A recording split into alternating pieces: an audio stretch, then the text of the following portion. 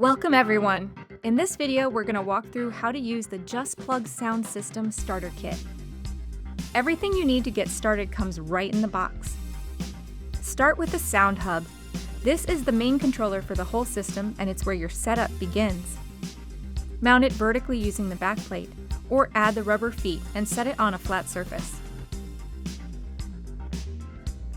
Next are the 4 pre-recorded sound cards. Each card slides into one of the 4 channels on the hub.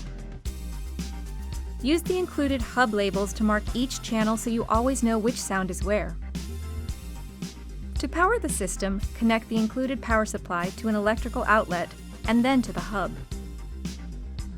Now connect your speakers. Plug them into the speaker ports on the front of the hub. Mount them with screws or use the double-stick foam tape for quick placement.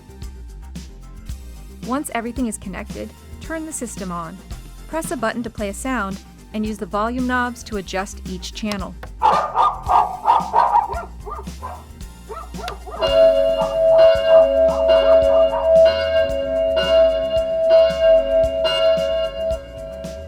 For your own sounds, the kit includes a card reader.